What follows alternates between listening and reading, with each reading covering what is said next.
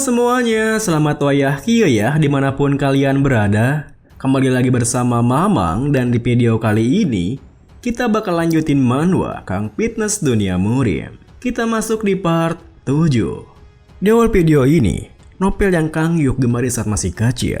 Sering waktu berlalu, ia tidak bisa mengingat semuanya. Tetapi, ada ilustrator berkarakter yang hebat yang berada di sudut ingatannya. Berteriak kalau semua manusia itu jahat. Blood Monk yang mengaku telah menghapus dosa itu dengan darah. Pemandangan yang saat ini Mujin saksikan mengingatkannya dengan kegilaan dan ketakutan terhadap karakter bernama Mao Kyung dalam novel tersebut.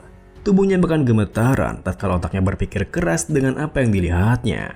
Apa yang sudah aku bangkitkan? Aku hanya berusaha meningkatkan rasa pada diri orang itu. Tapi penampilan mengerikan apa ini? Tidak, sekarang bukan itu yang penting. Jika dibiarkan begitu saja, mungkin Mute benar-benar akan mati. Dengan pikiran seperti itu, Mujin pun berlari ke arah Mukyung sembari berteriak, "Moyul, bantu aku!"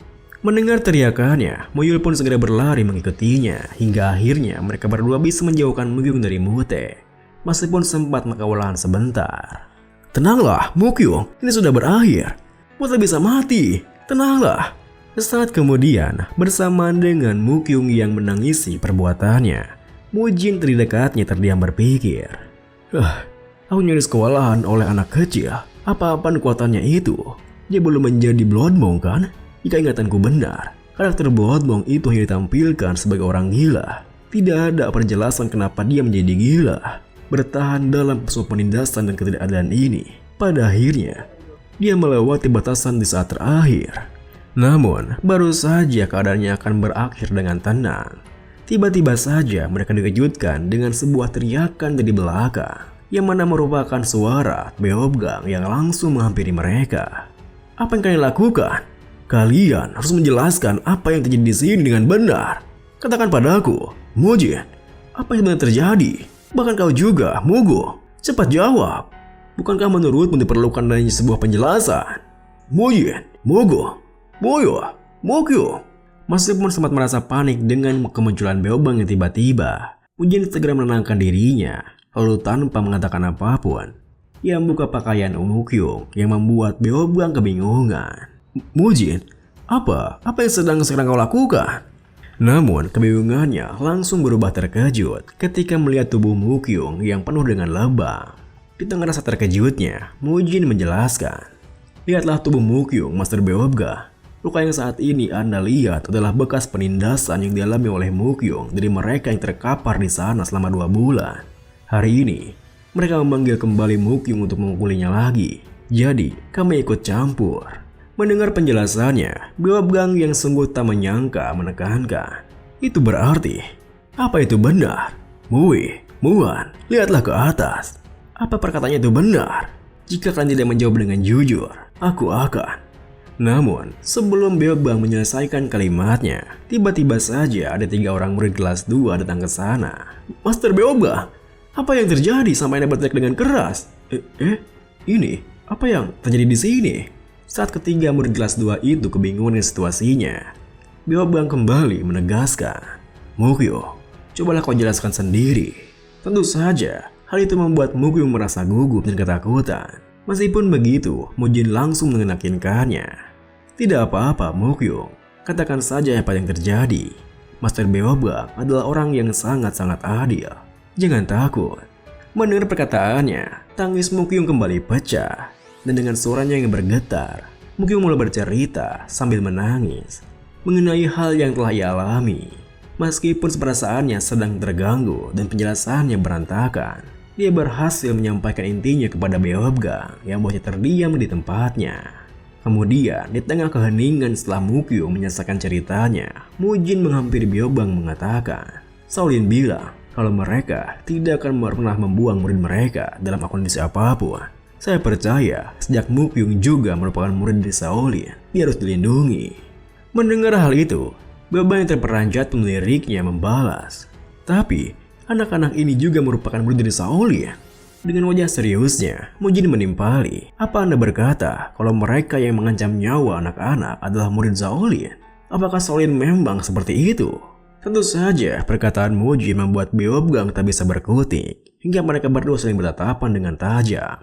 Namun, mereka berdua langsung mengalihkan perhatiannya ketika mendengar Biksu Hyunsung yang merupakan ketua Aula Arhat berjalan ke arah mereka sembari mengatakan, "Kau benar, tapi itu hanya jika ucapanmu dan Mukyung itu benar. Kami akan memulai penyelidikan untuk menentukan kebenarannya. Jika ucapanmu itu benar, anak-anak ini tidak akan dianggap sebagai murid Shaolin lagi." Mendengar hal itu, Mujin membalas, "Saya rasa kalau penyelidikan yang adil memang harus diada." Namun, sebelum Mujin menyelesaikan kalimatnya, Biksu Hyunsung menyelahnya, "Akan tetapi, bahkan jika anak-anak ini bukan lagi murid Shaolin, kami tidak bisa mengabaikan hal ini. Inti dari martial art Shaolin adalah menaklukkan, tetapi terhadap anak-anak biasa. Bukankah itu terlalu berlebihan?" Melihat Biksu Hyunsung yang menunjuk Mute, Mukyung yang merasa bersalah pun langsung minta maaf dan berusaha mengakui perbuatannya. Tetapi Mujin langsung menghentikannya, bahkan mengatakan, "Sayalah pelakunya, saya yang melakukannya. Saya marah kepada anak-anak yang menindas bertemu Mukyung. Saya tidak bisa mengendalikan perasaan saya. Ini semua perbuatan saya." Tentunya perkataannya membuat Mukyung terkejut. Meskipun begitu, Mujin sendiri berpikir, "Dari awal, ini memang disebabkan olehku. Jika aku mengkhianati Mukyung dan menyalahkannya, entah siapa yang akan tahu kapan dia akan berubah menjadi mode Blood Monk lagi. Jadi, jika aku mengawasinya dengan seksama agar dia tidak menjadi Blood Monk, bukankah dia akan jadi rekan yang terbaik?" Sore harinya, Beobgang mengantarkan Mujin ke sebuah tempat latihan khusus sebagai hukumannya. Di jalannya, Beobgang menjelaskan, ini adalah tempat untuk melatih meditasi menghadap dinding untuk mendapatkan pencerahan. "Mujin, untuk 7 hari 7 malam ke depan, kau tidak akan berbicara pada siapapun di sini. Kau hanya akan bermeditasi sambil menghadap ke arah dinding. Ini dia, gua di mana kau akan menerima hukumanmu." Dengan begitu, tanpa banyak tanya, Mujin pun melangkah memasuki guanya, lalu duduk bersila menghadap dinding dan mulai berpikir. Di dalam gua, pertahankanlah postur yang benar dan meditasi menghadap ke arah dinding. Bahkan saat tidur ataupun makan, aku tidak boleh melihat keluar. Dan Master Beobgang akan membawakan air dan makanan. Aku memiliki firasat, tetapi seluruh karya Gyeonggyong berada di dunia yang sama, satu universe. Aku memang memasuki dunia Shaolin Monk Chronicle, tetapi karakter dari Absolute Demon Return muncul.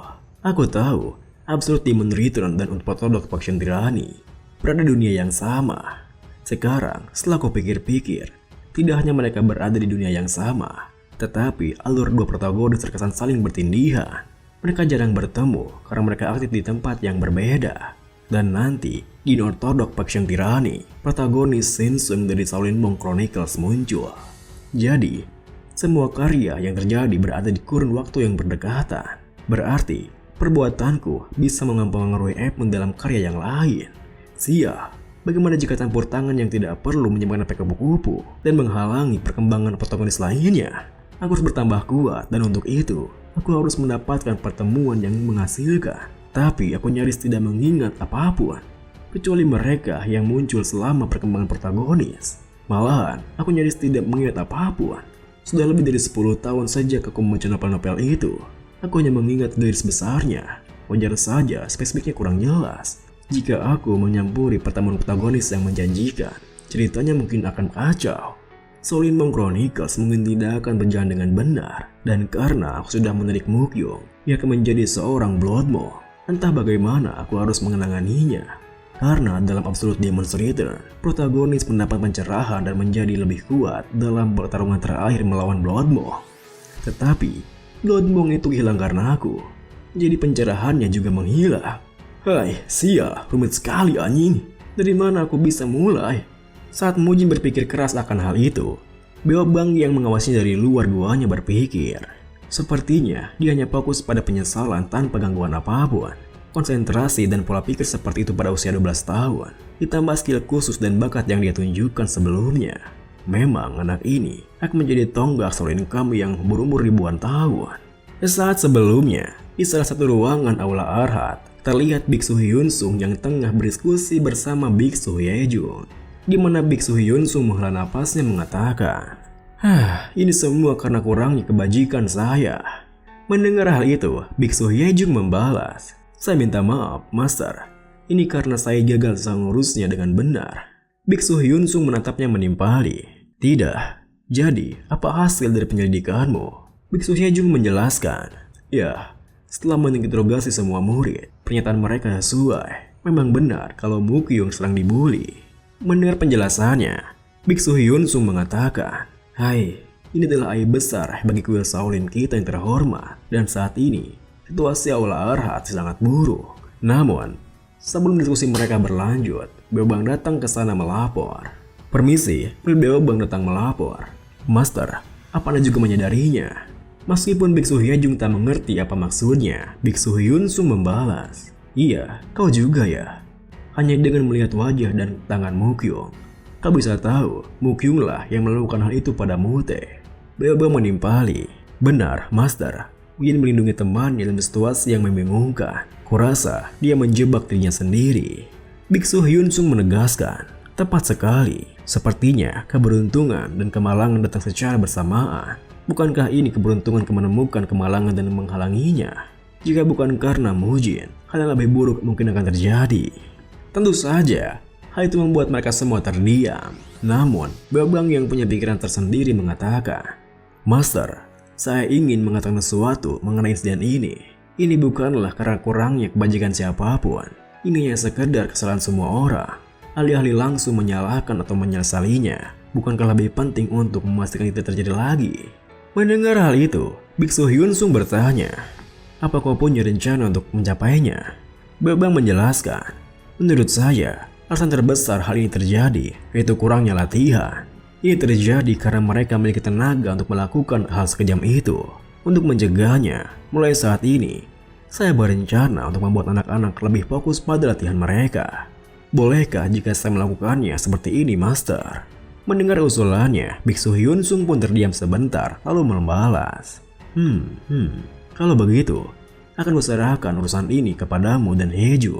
Aku akan sibuk selama beberapa hari untuk menyelesaikan masalah ini. Pertama, karena kesalahan mereka bertiga sudah terbukti. Mereka harus dihukum dengan benar. Saya akan mengunjungi Istana Kedisiplinan terlebih dahulu." Kita kembali ke masa sekarang, di mana karena Mujin sama sekali tak berkelit di tempatnya selama lebih dari 1,5 jam. Beobang yang merasa terkesan pun memutuskan jika pengawasan lebih lanjut tidak perlu, yang buatnya pergi dari sana dan akan kembali besok subuh. Ia juga akan memastikan untuk menyediakan makanan minumannya secara rutin, agar Mujin bisa fokus dengan meditasinya. Kemudian, sesaat setelah kepergiannya, Mujin yang sudah menunggunya pergi, tersenyum dan langsung merebahkan tubuhnya, bergumam, "Hai, akhirnya dia pergi. 7 tahun di pasukanku sudah sia-sia. Aku mengasah indraku untuk merasakan kehadiran di apapun di pegunungan. Hai, apa yang harus kulakukan untuk menghabiskan waktu selama 7 hari 7 malam ini? Aku tidak bisa latihan karena tidak ada kacang atau jamur untuk protein. Kau dipikir-pikir, kapan terakhir kali aku makan daging? Benar, aku makan ayam sebelum datang kemari kan? Kulit yang garing dan daging yang lembut tersembunyi di dalamnya. Aku lapar. Aku butuh daging. Daging! Di mana aku bisa menemukan daging di sekitar sini ya? Wah, benar juga. Aku bisa memburunya dan memakannya sendirian." Dengan pikiran seperti itu, Mujin pun segera meninggalkan guanya, di mana ia membuat sebuah jebakan dan tak jauh dari sana. Lalu dikala hari mulai semakin sore, bak pojok di Cintaulang pun tiba. Terlihat seorang anak gadis yang sedang mengejar seekor kelinci. Sayangnya kelinci itu malah melewati jebakan Mujin, yang buat si anak gadis tersebut langsung bersembunyi ketakutan ketika melihat makhluk botak yang mendekati kelincinya dengan penuh bernafsu. "Yos, protein! Daging!" Sementara itu, di daerah yang cukup jauh dari Gunung Song di mana kuil Shaolin berada, yang disebut dengan Provinsi Yuchon, murid-murid Shaolin tersebar mengumpulkan informasi. Mereka meminta sepengertian dari para warga desa dan berhasil mendengarkan berbagai cerita yang terjadi di sana. Tak lama setelahnya, mereka semua pun tiba di pintu masuk Sebul Escort Establishment, di mana wakil kepala dari aula luar Shaolin bernama Hyegyo menemui Somon Ryong, kepala Sebul Escort dan ayah dari Mute. Dan pintu ini pun diakhiri dengan, meskipun awalnya Pak Somon menyambut dengan baik kedatangan mereka, kita bisa menahan rasa terkejutnya ketika melihat anaknya yang babak belur, hingga ia bertanya, Bisa Anda jelaskan kenapa anakku jadi seperti ini?